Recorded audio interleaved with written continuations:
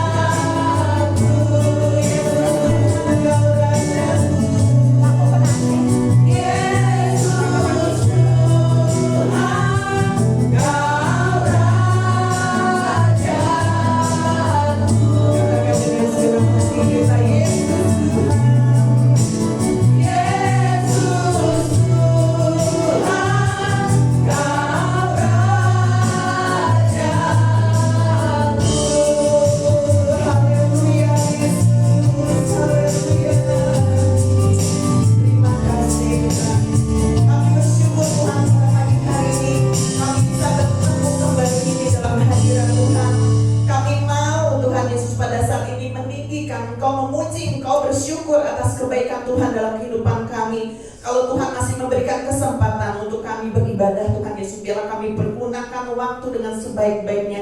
Di waktu yang sangat terbatas ini, Tuhan Yesus, kami hanya mau mengundang Engkau saja, Tuhan Yesus, hadir di dalam ibadah ini. Tuhan Yesus, kuasa-Mu nyata, Tuhan Yesus, pada saat kami memuji, meninggikan nama Tuhan, kami ingin merasakan kasih Tuhan, kami ingin merasakan kehadiran Tuhan. Lewat saat kami memuji Tuhan, kami benar-benar merasakan sukacita, damai sejahtera dari surga turun memenuhi hati kami. Apapun pada saat yang sedang kami alami, mungkin Tuhan Yesus banyak permasalahan, banyak juga mungkin duka cita, tetapi Tuhan Engkau memberikan kekuatan, memberikan penghiburan. Dan pada saat kami memuji, meninggikan nama Tuhan, kami percaya Engkau yang akan terus memenuhi kehidupan kami dengan rahmat-Mu yang selalu baru tiap pagi. Kami ingin meraihnya itu pagi hari ini, Tuhan Yesus. Kami tidak ingin kehilangan berkat Tuhan.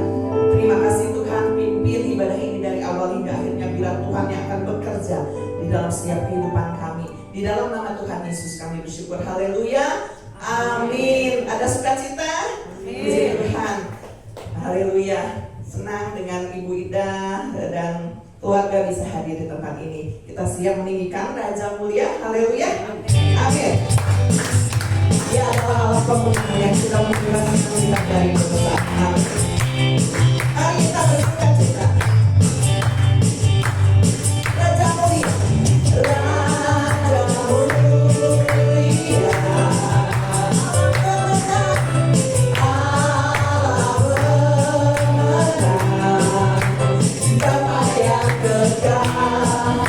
Berkuasa samanya.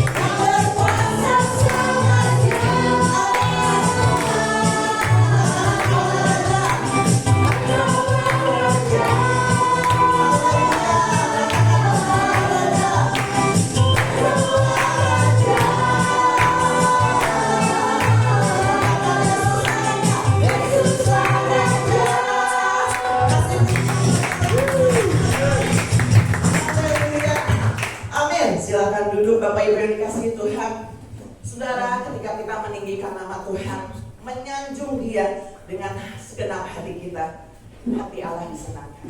Biar pada saat ini kita bawa korban syukur kita yang terbaik buat Tuhan. Jangan kasih sisa sama Tuhan, tapi kasih yang terbaik. Hati kita yang tulus sepenuhnya hanya untuk Tuhan. Kita akan mau dengarkan firman Tuhan. Kita menyanyikan satu pujian. Biarlah ketika kita menaikkan pujian ini, menyanyikan kata demi kata, naikkan dengan sepenuh hati kita bahwa kita mengasihi Tuhan. Aku mengasihi Engkau Yesus dengan segenap hatiku. Aku mengasihi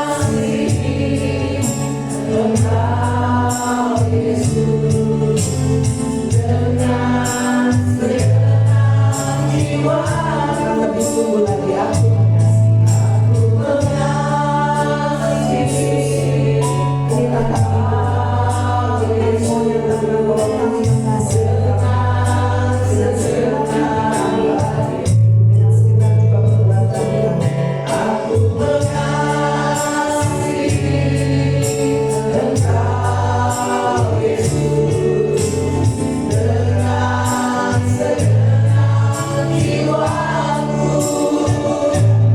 Ku renungkan firman-Mu siang dan malam. Ku pegang firman-Mu dan ku lakukan. Engkau tahu ya Tuhan, tujuan hidupku hanyalah untuk menyenangkan hati. Renungkan firman-Mu, renungkan firman-Mu siang dan malam. Pegang firman-Mu dan ku lakukan. Engkau tahu ya Tuhan, tujuan hidupku hanyalah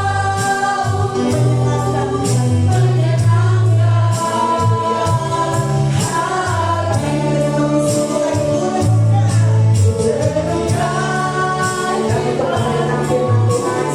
Renungkan siang dan malam. Ku pegang firman-Mu dan ku lakukan. Engkau tahu ya Tuhan, tujuan hidupku hanyalah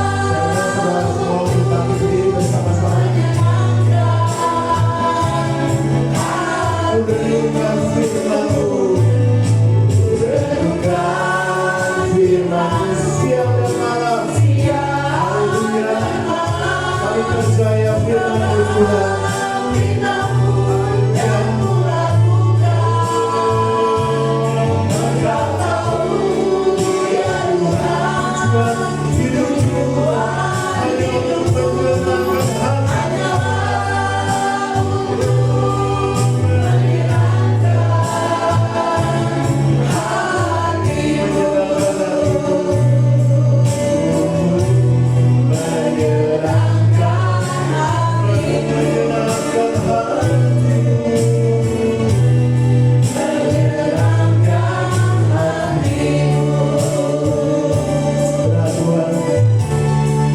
Satu tujuan kami Tuhan, kami ingin selalu menyenangkan hati-Mu Yesus, karena Engkau sudah berbuat semua kebaikan dalam kehidupan kami.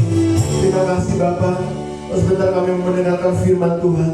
Baca setiap tanah hati anak-anak-Mu yang berkumpul pada hari ini, supaya tanah hati yang ada pada saat ini akan menjadi subur. Ketika firman Tuhan ditaburkan, benih-benih itu akan tumbuh, mengerjakan perkara-perkara yang luar biasa di dalam kehidupan kami, dan kami bisa mengerti kehendak Tuhan. Kami bisa mengerti semua rencana-rencana Tuhan yang terbaik dalam kehidupan kami.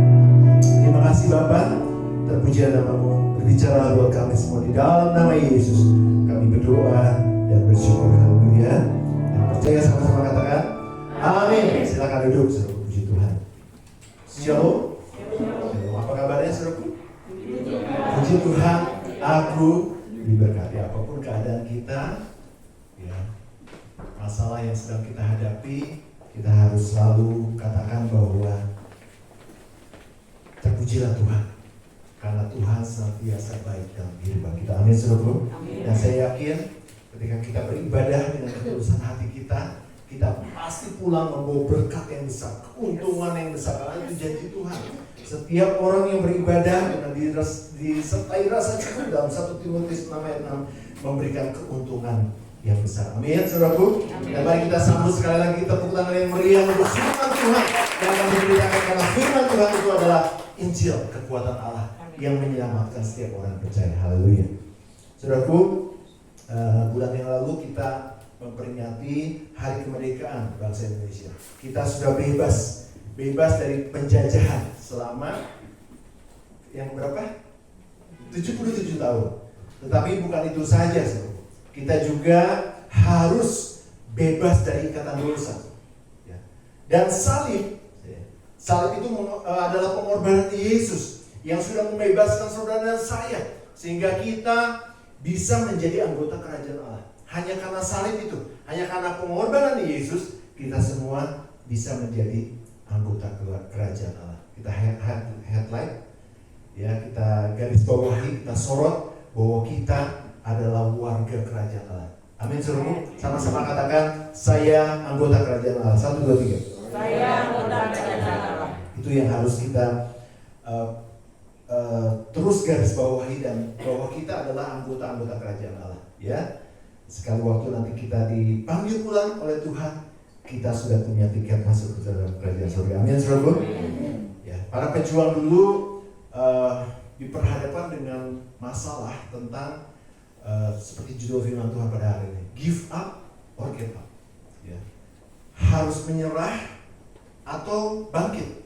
Ya, karena pada waktu dahulu, saudaraku, ya, dengan kesederhanaan bangsa Indonesia, ya, kita masih mengingat tentang kemerdekaan Indonesia, itu dengan kesederhanaan mereka bisa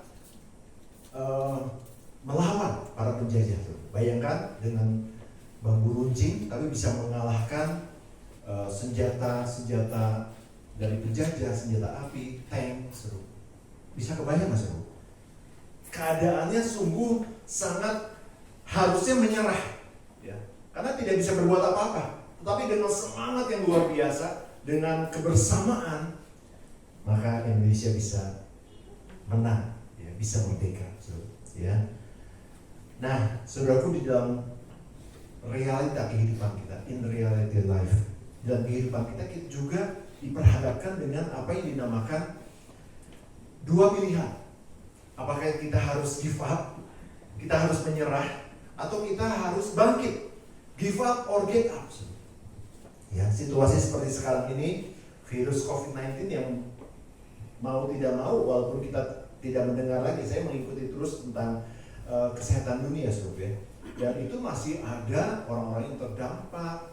Tadi pagi saya baru dapat kabar dari kawan saya, sama hamba Tuhan di Pulau Bintan. Ternyata dia juga baru kehilangan istrinya, ya, karena COVID-19. Masih ada walaupun sekarang udah mulai menurun, ya. Tetapi selama kurang lebih 2 tahun ini, ya, dari 2020 awal masuk ke Indonesia, itu memporak-porandakan seluruh dunia. Bukan hanya Indonesia, tapi seluruh dunia. Ya, pengusaha-pengusaha besar juga kelabakan. Mereka banyak yang bangkrut, banyak yang tutup usahanya karena terdampak oleh COVID-19. Dan ini bukan hanya beberapa perusahaan, tapi negara-negara banyak yang kacau. Bahkan tadi saya ngobrol sama beberapa asal, ada negara-negara yang mulai bangkrut, ya, karena keadaan ini, saudara. Nah, itu juga berdampak terhadap kita, saudara. Susah usaha, susah cari duit, susah bekerja, susah ngajak orang ke gereja juga, ya, gara-gara COVID-19 ini. Ketika kita ajak orang ke gereja, alasannya pasti, aduh, takut tertular. Padahal penularan itu bukan terjadi di sini, ya. Ya, kita sudah steril semua, ya, tapi itu menjadi satu alasan yang kuat untuk orang mulai nggak bisa ke gereja. Ya, banyak sekali orang-orang yang, apalagi yang udah usianya lanjut, itu mereka punya alasan yang kuat untuk tidak bisa beribadah. Tapi hari keundangan ayah, hari di pesta ayah, bingung kan, gitu ya. Jadi dalam keadaan seperti ini, apakah kita harus give up, menyerah, udah nggak bisa apa-apa lagi? Apa kita harus bangkit? Ya, kita harus melihat pejuang Indonesia, ya, itu dengan keadaan seada-adanya, ya, dengan bambu runcing, dengan semangat yang luar biasa bisa mengalahkan senjata-senjata api dari penjajah yang luar biasa. Akhirnya bangsa Indonesia bisa merdeka. Demikian pula kita, saudara. Kita harus pilih apa yang dinamakan get up, bangkit. Walaupun sekali kita mengatakan kita nggak mungkin lagi bisa bangkit. Keadaannya udah seperti ini. Usaha saya udah hancur. Ya, rumah tangga saya juga berantakan. Ya, gara-gara perekonomian seperti ini banyak yang cerai, banyak yang ribut rumah tangga, banyak yang mengambil jalan pintas dan sebagainya, saudara. Ya, kalau kejadian di luar, aduh, sangat mengerikan. Tetapi dalam keadaan seperti sekarang ini, kita harus get up, kita harus bangkit. Sama-sama katakan bangkit. Nah, apa kata Alkitab tentang bangkit? Kita baca sama-sama dalam Efesus 5 ayat 14. Saudara lihat di screen, kita akan baca bersama-sama. 1, 2, 3. Itulah sebabnya dikatakan, bangunlah hai kamu yang tidur, dan bangkitlah dari antara orang mati, dan Kristus akan bercahaya. Perhatikan clue-nya, saudara. Dikatakan, bangunlah hai kamu yang tidur, bangkitlah dari antara orang mati, maka Kristus akan bercahaya atas kamu. Jadi Tuhan bukan bilang gini, aku akan bercahaya atas kamu, kalau seperti itu bangkit. Enggak, Tuhan bilang yang pertama apa? Bangun. Karena banyak yang tertidur oleh keadaan, banyak yang mati oleh keadaan. Ya, oleh sebab itu firman Tuhan pada hari ini mengingatkan kita untuk kita bangkit. Bangun dari tidur dan bangkit dari antara orang mati, maka janji Tuhan apa? Kristus akan bercahaya atas kamu. Ya. Kadang masalah hidup kita bertubi-tubi datang, seolah-olah nggak ada habisnya, ya. Membuat kita menjadi down, membuat kita menjadi, aduh, udah pusing 7 keliling, udah riet, itu bahasa Jermannya, udah riet, udah nggak bisa apa-apa lah. Kita kadang-kadang ingin menyerah, ya, dengan keadaan ini. Tapi firman Tuhan kita pada hari ini mengingatkan agar kita bangkit, ya. Itu pernah dialami oleh Raja Daud, ya, di dalam 1 Samuel 30 di situ diceritakan bahwa sekali waktu Daud pergi dari kota Siklag. Kemudian ketika dia balik, tiba-tiba kota yang dipimpin oleh Daud ini itu sudah habis dibakar oleh gerombolan, sudah habis dijarah, bahkan istrinya, anaknya ditawan oleh bangsa Amalek pada waktu itu. Dan seharusnya melihat keadaan seperti ini, Daud ngomel, kenapa Tuhan tidak bisa menjaga sih? Saya kan ada tugas penting ke sana. Tetapi ketika balik kok keadaannya seperti ini, banyak orang-orang yang mati, banyak orang kotanya dibakar habis, dijarah, banyak orang yang ditawan termasuk anak istri Daud dan anak-anak Daud. Tetapi Daud tidak mengomel. Ya, kalau kita menghadapi masalah jangan ngomel. Kedua, dia kembali membangun kepercayaannya kepada Tuhan. Dan dia bangkit, dia get up, dia tidak istri saya udah dibawa, udah jauh, ya.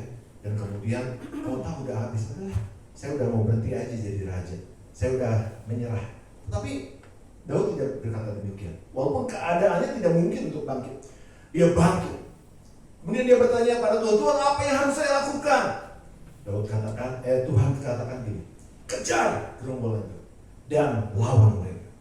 Akhirnya Daud dengan tentara yang ada, dia mengejar barisan tentara-tentara dan gerombolan yang sudah membakar dan menjarah dan menawan dan memukul habis mereka. Karena Tuhan menyertai dia, ya. Karena Tuhan katakan dalam firman Tuhan tadi bahwa bangun, bangkit, aku akan percaya atas kamu. Itu janji Tuhan. Kalau Daud pada waktu itu dia diam, nggak terjadi apa-apa, saudara. Mungkin di sini jadi tawanan selamanya.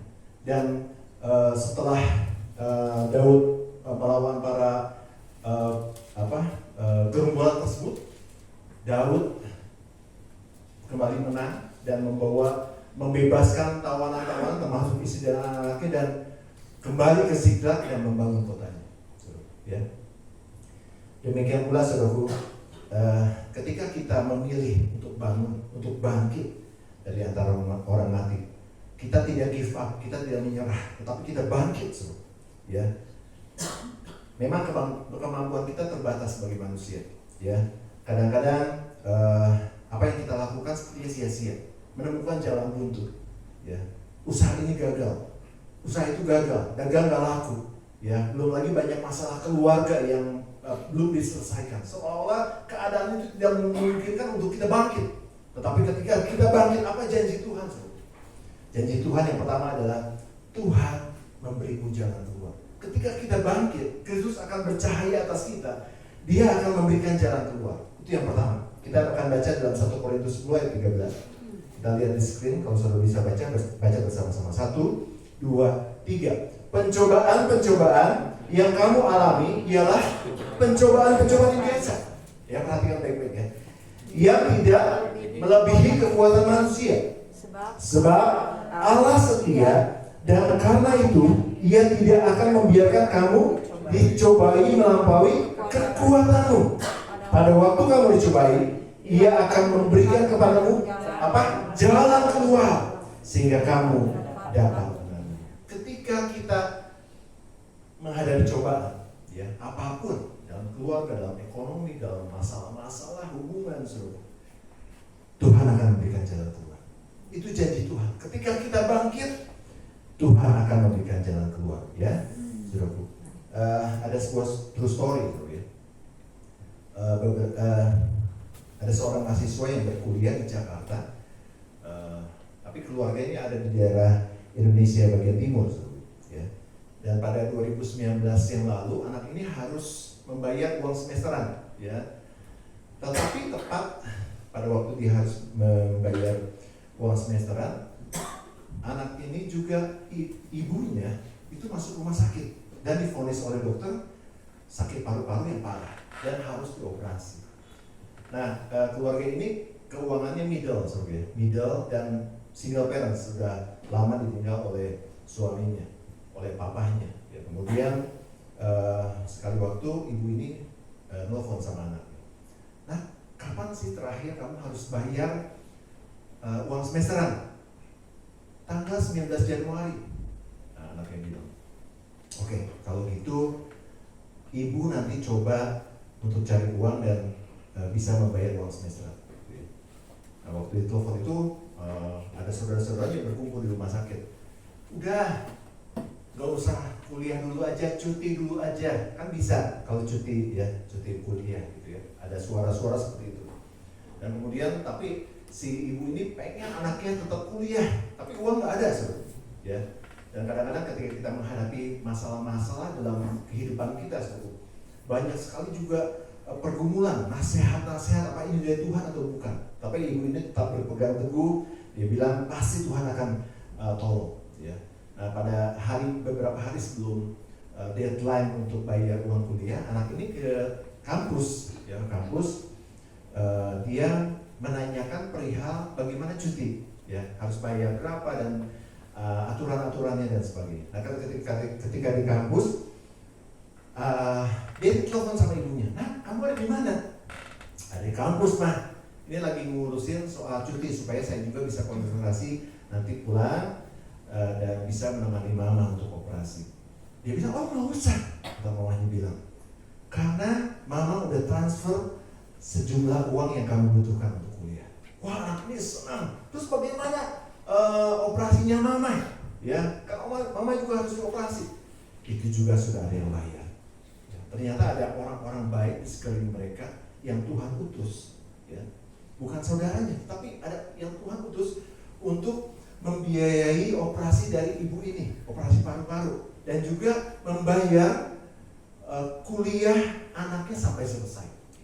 Wah, luar biasa. Dari true story ini, saudara, kita bisa melihat bahwa ketika nggak ada jalan, Tuhan, ketika nggak ada jalan keluar, way out, bagaimana caranya ini? Tuhan memberikan jalan keluar. Ya, demikian pun dalam kehidupan kita, saudara. Ya, ketika kita menghadapi masalah, kita harus bangkit. Jangan sampai kita give up, jangan sampai kita menyerah, saudara. Karena Tuhan akan berikan jalan keluar. Amin, saudara. Sama-sama katakan, Tuhan berikan jalan keluar. Yang kedua, ketika kita get up, ketika kita bangkit, Tuhan membuka jalan. Tadi kan Tuhan belum memberikan jalan tua. Yang kedua adalah Dia membuka jalan. Ya, Dia membuka jalan. Kita baca ayatnya, Ulangan 31 ayat 8. Ulangan 31 ayat 8 di screen, saudara bisa baca bersama-sama. 1, 2, 3. Sebab Tuhan, Dia sendiri yang akan berjalan di depan. Dia sendiri akan menyertai engkau. Dia tidak akan membiarkan engkau dan tidak akan meninggalkan engkau. Janganlah takut dan janganlah lari. Ketika kita menghadapi masalah-masalah yang besar dalam kehidupan kita, sebagai pribadi, lepas pribadi, masalah keluarga, masalah ekonomi, masalah apapun juga, Tuhan katakan dalam bahasa Inggrisnya begini, the Lord Himself goes before you. Dia berjalan di depan kita. Jadi kalau nggak ada jalan, pasti Tuhan akan bukakan jalan buat kita. Amin, saudara. Saudara pernah lihat rombongan Presiden Jokowi kalau dia belusukan atau pergi ke kota-kota gitu ya? Pasti ada ring 1, ring 2, ring 3. Katanya seperti itu. Pasukan pengawal presiden atau 1, 2, 3. Untuk apa? Pasukan pengawal presiden itu untuk melindungi presiden. Itu yang pertama.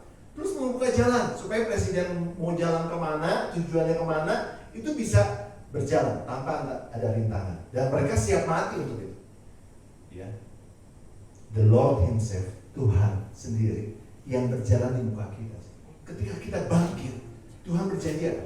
Dia berjalan di muka kita. Artinya apa? Segala jalan akan terbuka buat kita. Amin, saudara.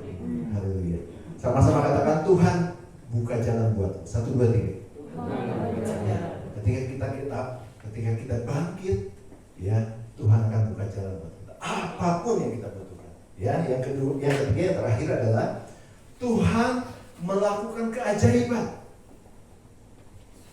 Ya, keajaiban itu miracle. Ya, dalam bahasa Inggris. Artinya apa? Kalau ditelusuri lagi, kalau saya baca di kamus Oxford, itu ternyata keajaiban itu hal yang tidak bisa dilakukan oleh manusia. Kalau manusia bisa lakukan, itu bukan keajaiban, ya. Tapi miracle Tuhan akan kerjakan dalam kehidupan kita. Kita baca ya. Sama-sama lihat di screen dan kita baca dalam Hitungan ketiga. 1, 2, 3. Ia Tuhan melakukan apa? Perbuatan-perbuatan yang besar dan yang tak terduga, serta keajaiban-keajaiban yang tidak terbilang banyaknya. Amin. Tuhan melakukan keajaiban dalam kehidupan kita ketika kita bangkit. Oleh sebab itu jangan give up, jangan menyerah. Apapun keadaan kita, apapun situasi yang sedang kita alami saat ini, bangkit. Supaya apa? Kita melihat keajaiban itu. Kalau saudara nggak bangkit, saudara tidak akan melihat keajaiban itu. Janji Tuhan apa? Bangkit, bangun, maka Kristus akan bercahaya atas kamu. Artinya ketika kita bangkit, ketika kita bangun, maka kita akan melihat keajaiban-keajaiban terjadi dalam kehidupan kita. Dan firman Tuhan katakan apa? Tidak terbilang. Bukan cuma satu, tetapi banyak yang Tuhan akan lakukan. Amin. Saudara rindu melihat keajaiban itu terjadi dalam kehidupan saudara? Amin. Beberapa tahun yang lalu, saudaraku ya, ketika gereja ini dibangun, waktu dulu kan kita di gereja lama ya, di dalam gang di sana, dari tahun 70. Kemudian di tahun kurang lebih 2002 ya, Pak Teddy. Nah, gereja ini dibangun selesai ya. Tetapi pada waktu kami membangun, kita dari zaman dulu tuh nggak pernah bikin proposal gitu ya, minta-minta ke orang gitu. Ngerasa malu, saudara. Terus kita juga di gereja GBS ini nggak ada orang-orang yang kuat. Artinya gini, nggak ada orang-orang yang konglomeratnya lah gitu ya. Terus kami berjalan sesuai dengan apa yang Tuhan suruh ya. Kami terus berdoa, doa puasa selama bertahun-tahun. Akhirnya tempat ini terbeli dan bisa dibangun. Nah 2002 sampai 2003 ya kalau nggak salah, itu terakhir kami membutuhkan dana untuk finishing. Ya, tapi dulu finishingnya bukan seperti ini, seru. Ini masih polos ya. Dulu tim dekorasi kami yang selalu kalau Natal itu ditutup pakai pakai tirai ya, kayak orang kawinan gitu ya. Ditutup semua karena untuk menutupi tembok-tembok ya, dekorasi. Tapi pada waktu kami mau finishing terakhir ya, kami udah mau finishing itu itu memang nggak ada dana. Sekali lagi kami tidak pernah minta-minta. Terus misalnya ngedeketin satu orang yang kaya, ya misalnya Coach Ian nih. Saya tahu Coach Ian ini orang kaya misalnya. Saya bantu dong gitu. Kita nggak pernah kayak gitu ya. Malu rasanya kalau minta-minta ya. Kalau Tuhan suruh banget ya, Tuhan pasti siapkan. Terus kami juga bingung. Nah sekali waktu tiba-tiba ada telepon dari bank ya, bank BCA pada waktu itu. Terus Pak ini ada transfer katanya. Itu masuk ke rekening papi saya. Pada tahun 2002 ya, itu ada transfer masuk 50 juta. 2002 ya, bukan sekarang ya. 2002 berarti sekitar 20 tahun yang lalu. Itu cukup besar loh. Dan sampai detik ini memang bisa dirahasiakan. Ketika saya tanya sama orang bank, memang bisa. Ya kalau orang yang nggak mau itu benar-benar secret, nggak bisa dikasih tahu siapa yang transfer. Sampai detik ini kita nggak tahu siapa yang transfer. Kita nggak pernah kirim proposal, dan Tuhan berikan. Dan pas saudaraku untuk finishing gereja ini pada waktu itu ya. Dan itu keajaiban yang kami alami, dan Tuhan tidak pernah meninggalkan. 2019 ya, sebelum Surya merit tahun berapa? 2019 ya. 2 bulan atau 3 bulan sebelumnya kami juga mendapatkan keajaiban. Pada waktu itu ruangannya nggak seperti ini. Kalau sekarang kan bisa dibilang saya bilang yang indah gitu ya. Ada altarnya, ada TV, ada televisi, ada screen ya. Pokoknya bagus lah gitu ya. Kalau dulu kan masih polos ya. Nah 2019 tuh ada seorang bapak ya, saya lupa bulan apa. Dia melihat ada bekas bocor di sini. Kalau nggak salah. Karena ini kalau bocor di dahan itu susahnya minta ampun ya. Wah, saya bilang gimana ya? Saya juga bingung. Tanya sama Om katanya. Om tuh dulu adik papi saya yang suka bangun ya. Wah, dia bilang susah kalau dangkal kayak gini. Gitu ya. Terus saya lihat referensi, oh ternyata ada satu cat ya, ada cat tembok yang ada karetnya sehingga nggak bisa nembus. Oh, Pak pakai itu aja. Ya saya bilang gitu. Pakai, cuma cukup mahal. Itu dia bilang itu seluruh gereja ini kita cat, kata bapak ini ya. Tapi jangan kasih tahu dari saya ya, katanya sumbangannya. Ya, oke, itu saya suruh hitung unit. Ya coba dicat berapa sih? Waduh, kalau pakai cat itu kan harganya 2-3 kali cat biasa ya. Ini membutuhkan sekian galon. Ini seluruh ruangan sampai ke lantai 3 itu butuh sekitar 10 juta. Saya bilang, karena dia yang bilang ya, bukan saya minta. Om, butuh sekian juta. Oh, oke, nggak masalah saya transfer. Oke, ketika dia transfer, saya ngobrol sama ini. Pada waktu itu, apa baiknya kita sedikit interiornya ya, sampai ada setengah pakai tako dan sebagainya, gitu, supaya lebih indah gereja gimana, gitu kan? Oh iya boleh, kita itu.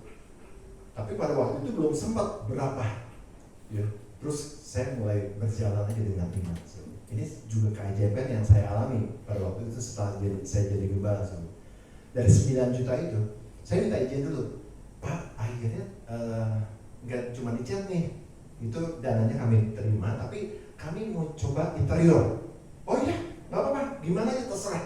Pokoknya saya kasih uangnya buat cat dulu, 10 juta. Oke. Akhirnya kami mulai mendekorasi dan kami mengejar waktu. Pada waktu itu anggota gereja kita, Surya dan Marta mau menikah di sini ya, dan tepat ya ketika mereka mau diberkati udah beres, tinggal bagian atas ya kalau nggak salah ya sudah ya, belum. Saya bilang dulu sama kameramennya jangan disorot bagian atas karena belum tertutup gitu kan. Terus akhirnya kami bisa menyelesaikan itu dengan diawali dengan seorang bapak yang mau memperindah atau ya katakan bisa mengecat rumah Tuhan ini dengan 10 juta. Akhirnya kami habis 70 juta, hampir 70 juta, dan nggak tahu itu juga dari mana. Kita nggak pernah bilang, Tante, kita lagi mau renovasi, mau nyumbang nggak? Gitu. Kita nggak pernah bilang itu. Tuhan kirim terus. Ya. Itu salah satu keajaiban yang saya bisa rasakan di gereja ini, dan saya mengalaminya sendiri. Ya. Dan saya yakin juga keajaiban-keajaiban itu juga akan terjadi buat setiap pribadi ketika kita bangkit, ketika kita bangkit dari orang mati. Maka Kristus akan bercahaya atas kami. Ya. Di dalam Keluaran 14 di situ dikatakan bahwa Sekali waktu bangsa Israel dikejar oleh musuh, ya, oleh bangsa Mesir. Waktu dia keluar dari Mesir, ketika dikejar, bangsa Israel ini terus lari, tapi terus dikejar, ya. Pada waktu terakhir mereka lari, ya, apa yang ditemui? Mereka menemui bentangan laut, laut terbelah. Apa yang terjadi? Mereka harus mundur ada musuh, maju ada laut. No way out, tidak ada jalan keluar. Tetapi apa yang terjadi, saudara? Keajaiban Tuhan lakukan, keajaiban besar, dan ini true story, saudara. Karena ada belakangan ada studi ilmiahnya bahwa memang di laut itu ada bekas-bekas tentara Mesir yang kereta-keretanya masih ada di dasar laut, saudara. Dan pada waktu itu Musa pemimpinnya, dia menentukan tongkatnya ke laut terberau, dan laut terberau itu terbelah menjadi dua. Itu kejadian yang dahsyat, yang besar, yang ajaib. Dan akhirnya bangsa Israel bisa menerobos, bisa berjalan terus sampai ke tepi laut sebelah sana, dan tetap dikejar oleh bangsa Mesir. Tapi ketika mereka sudah sampai di sana, laut itu kembali menutup dan bangsa Mesir dibinasakan. Ya, itu salah satu kejadian yang luar biasa. Kalau Tuhan mampu membelah laut, Tuhan yang sama juga akan melakukan keajaiban dalam kehidupan kita. Apapun, di dalam hal pekerjaan, dalam hal rumah tangga, dalam keuangan, dalam perekonomian, dan negara kita bisa Tuhan lakukan asal kita bangkit. Amin, saudaraku. Sama-sama katakan, Tuhan lakukan keajaiban dalam hidupku. 1, 2, 3. Haleluya, puji Tuhan. Ya, saya yakin, saya percaya firman Tuhan pada hari ini akan mengingatkan kepada kita semua. Ya, pasti kita diperhadapkan dengan dua pilihan. Kita harus menyerah atau kita bangkit. Keadaan mungkin tidak memungkinkan. Ya, perekonomian udah kacau, rumah tangga udah semeraut. Ya, keuangan udah morat-marit. Usaha juga udah gak bisa diandalkan. Tetapi ketika kita bangkit, firman Tuhan mengingatkan kepada kita, ketika kita bangun dari tidur, ketika kita bangkit dari antara orang mati, maka Kristus akan bercahaya atas kita. Tuhan akan memberikan jalan keluar buat kita. Tuhan akan membukakan jalan buat kita. Tuhan akan melakukan keajaiban yang tidak terbilang banyaknya. Amin, saudaraku. Katakan amin bersama-sama. Haleluya. Puji Tuhan. Saya akan akhiri firman Tuhan pada hari ini. Saya undang tim pelayan untuk maju ke depan. Sama-sama kita bangkit diri sini.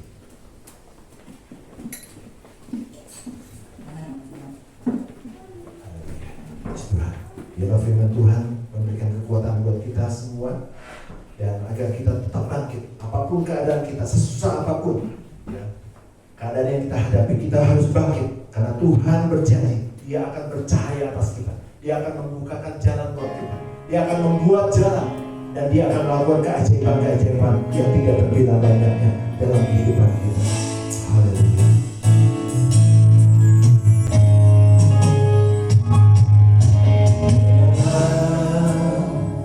Kelemahanku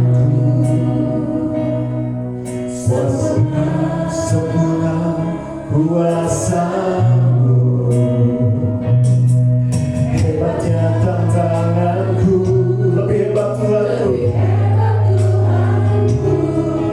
Ku bersyukur kepadamu yang membelah laut, yang membelah laut, yang teguhkan badai, yang mustahil pun terjadi karena kuasa-Mu yang pegang hidup, yang buka jalan bagiku.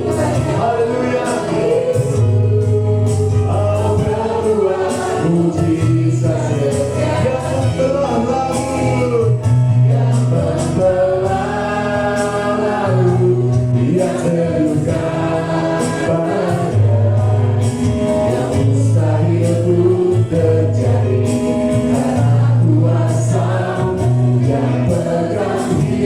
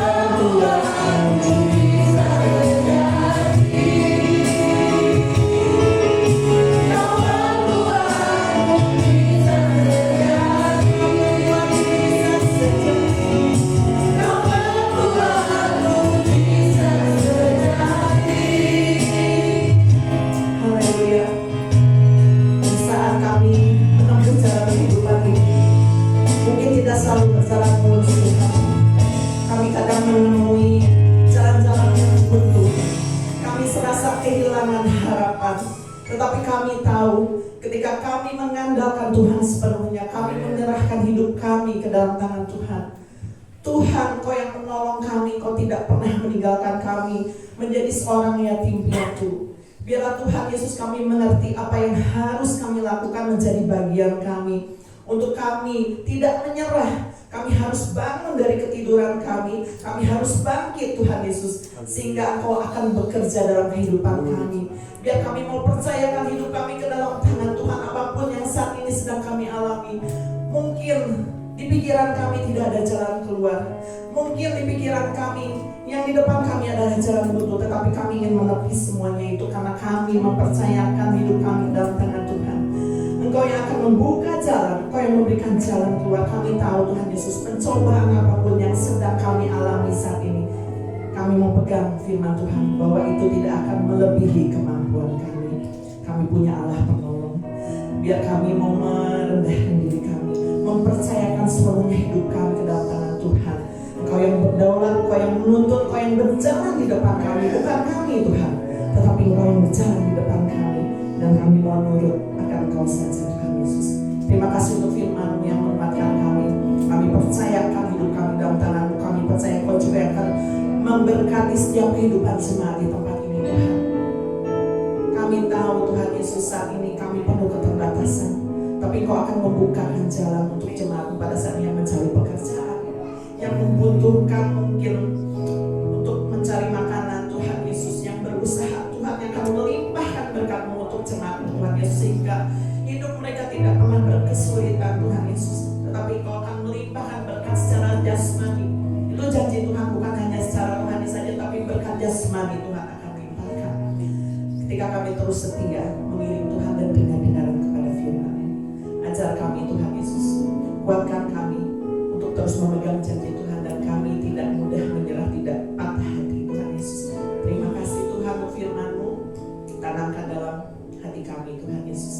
Di dalam nama Tuhan Yesus kami juga bersyukur pada pagi hari ini kami diberikan kesempatan untuk memberikan persembahan. Tuhan sucikan hati kami untuk kami memberikan dengan sukacita, dengan tulus Tuhan Yesus.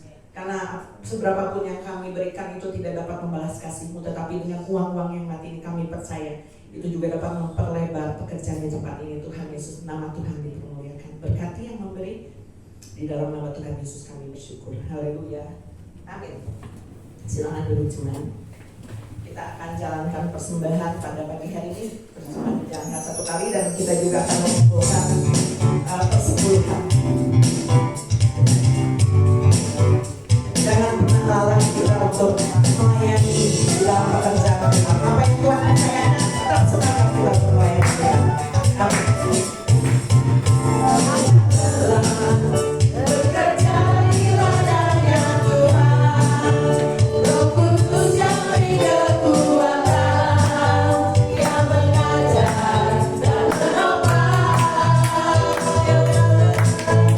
Jaga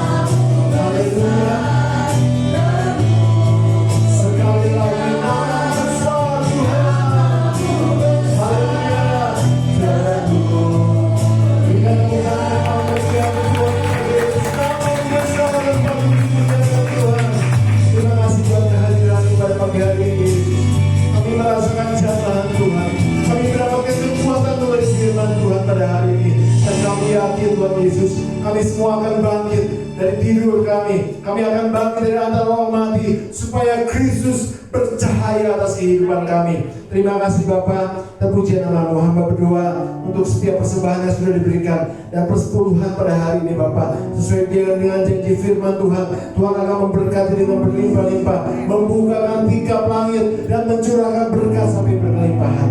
Terima kasih Bapa, kami yang sudah berkumpul pada saat ini, yang dalam keadaan berduka, Tuhan sudah berikan penghiburan yang begitu dalam, bahwa kami dikasihi oleh Tuhan, dan Tuhan sudah memberikan kekuatan buat kami semua yang datang dengan permasalahan setiap kami Bapa.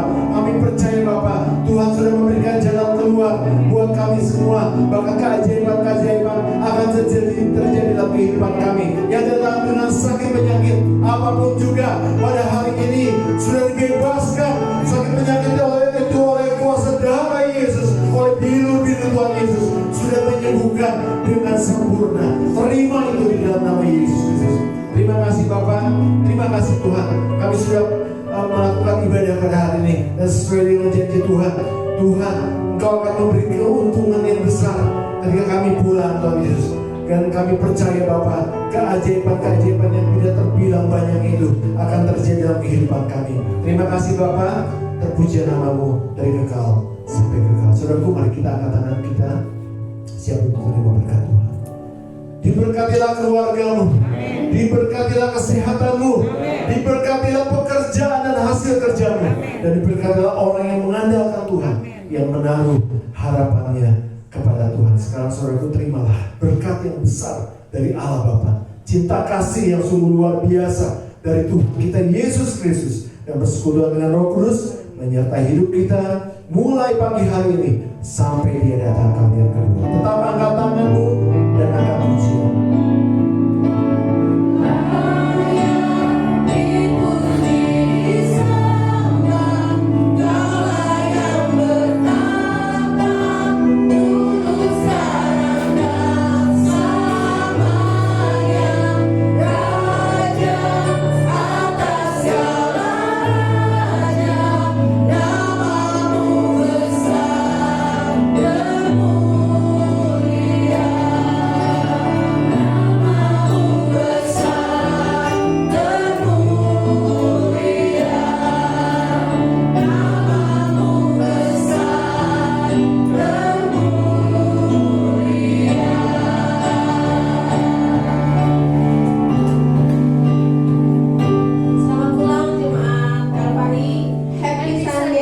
Jesus bless you.